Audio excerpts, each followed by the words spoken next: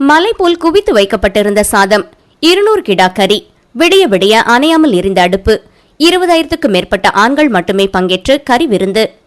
திண்டுக்கல் மாவட்டம் நத்தம் அருகே கோவில் திருவிழாவில் 20,000க்கும் மேற்பட்ட ஆண்கள் மட்டுமே பங்கேற்று கறி விருந்து விமர்சையாக நடைபெற்றது. திண்டுக்கல் மாவட்டம் நத்தம் அருகே கருத்தலக்கம்பட்டி புதூர் வடகாட்டான் கருப்புசாமி கோவில் உள்ளது. இந்த கோவிலில் பல நூறு ஆண்டுகளாக ஆண்கள் மட்டுமே பங்கேற்கும் திருவிழா நடந்து வருகிறது. இக்கோவிலிலிருந்து 1 கிலோமீட்டருக்கு முன்பாகவே பெண்கள் வர கட்டுப்பாடு கடைபிடிக்கப்பட்டு வருகிறது.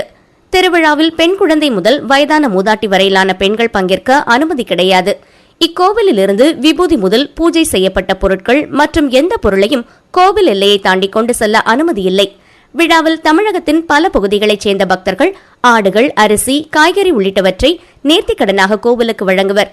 3 வருடத்துக்கு ஒருமுறை நடைபெறும் இத்திருவிழா இவ்வாண்டு மே 28ஆம் தேதி செவ்வாய்க்கிழமை தொடங்கியது. தொடர்ந்து வடகாட்டான் கருப்புசாமிக்கு சிறப்பு பூஜைகள், அபிஷேகங்கள் நடைபெற்று வந்தது. விழாவின் முக்கிய நிகழ்வாக ஆண்கள் மட்டுமே பங்கேற்கும் கறி விருந்து நேற்று செவ்வாய்க்கிழமை நள்ளிரவு முதல் தொடங்கியது. நேர்த்திக்கடனாக செலுத்தப்பட்ட 200க்கும் மேற்பட்ட ஆடுகள் பலியிடப்பட்டு சமைக்கப்பட்டன. 300 மூட்டை அரிசியில் சாதம் தயாரானது. இந்த கறி விருந்தில் அங்கு கூடியிருந்த சுமார் 20,000க்கும் மேற்பட்ட ஆண்களுக்கு சாதமும் ஆட்டுக்கறி குழம்பும் பிரசாதமாக வழங்கப்பட்டது.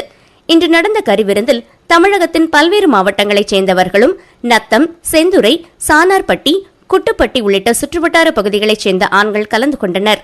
மேலும் கோவிலில் செய்யப்படும் ஆட்டுக்கறி மற்றும் சாதம் மீதமானால் அப்பகுதியிலேயே குழி தோண்டி புதைக்கப்படும்.